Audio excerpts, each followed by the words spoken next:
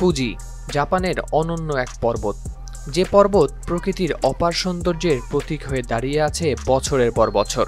প্রতি বছর অক্টোবরে যখন এর চূড়া সাদা তুষারের চাদরে ঢেকে যায়, তখন যেন প্রকৃতিও শীতের আগমনী বার্তা দেয়। কিন্তু এবছর সেই চেনা দৃশ্যই যেন হঠাৎ হয়েছে অচেনা। ১৩০ বছরের ইতিহাসে এমন শূন্যতা এর আগে কেউ দেখেনি কখনো। পূর্বের রেকর্ড ভেঙে এই পর্বত এবার দাঁড়িয়ে আছে এক নতুন বাস্তবতার সামনে। ফুজির বরফহীন এই চূড়া যেন দিয়েছে জলবায়ু পরিবর্তনের গভীর সংকেত। একদিকে প্রকৃতির এই পরিবর্তন, অন্যদিকে মানুষের মনে প্রশ্ন, এ কি প্রকৃতিরই ইঙ্গিত নাকি আমাদেরই তৈরি বিপর্যয়ের ছায়া? জাপানের আবহাওয়া সংস্থা জানিয়েছে, এবারের গ্রীষ্ম ছিল অস্বাভাবিকভাবে উষ্ণ। জুন থেকে আগস্ট পর্যন্ত তাপমাত্রা ছিল স্বাভাবিকের চেয়ে ১.৭৬ ডিগ্রি সেলসিয়াস বেশি। তাতেও শেষ হয়নি, সেপ্টেম্বরেও বজায় ছিল সেই গরম। ফুজি সংলগ্ন এলাকায় ঠান্ডা বাতাস না থাকার কারণে বরফ জমার মতো পরিবেশ তৈরি হয়নি। সুতরাং প্রাকৃতিক পরিবর্তনের কারণে অক্টোবরের শেষে এসেও পাওয়া যায়নি বরফের দেখা।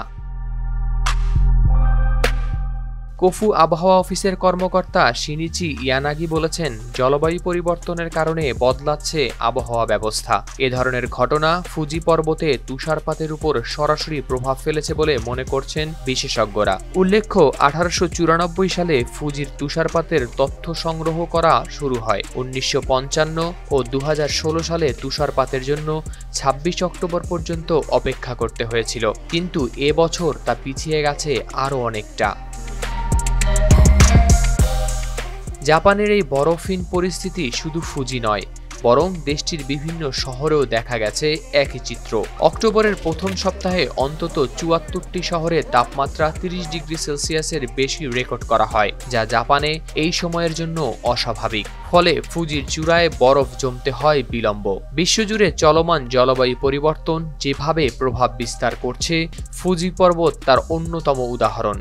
এখানে বরফ না থাকায় স্থানীয় এবং বিদেশি পর্যটকদের মনও বেজার। প্রতি বছর লাখ লাখ পর্যটক ফুজি দর্শনে আসেন, কিন্তু এবছর তুষারের অভাবে তাদের মুগ্ধতা কমে গেছে। গত বছর জুলাই থেকে সেপ্টেম্বরের মধ্যে প্রায় ২,২০,০০০ পর্যটক আরোহণ করেছিলেন এই পর্বতে। এবছরের তুষারহীন ফুজি পর্বত যেন এক ধরনের সতর্কবার্তা। পৃথিবীর পরিবেশে এমন পরিবর্তন ইঙ্গিত দিতে পারে জলবায়ু বিপর্যয়ের। পরিবেশবিদরা বলছেন অশনি সংকেতের কথা। এদিকে আবহাওয়াবিদদের বক্তব্য অনুযায়ী তাপমাত্রা কমে যাওয়ায় নভেম্বরের দ্বিতীয় সপ্তাহ থেকে ফুজির চূড়ায় পড়তে শুরু করেছে তুষার। হাওলাদার শামীম, RTV।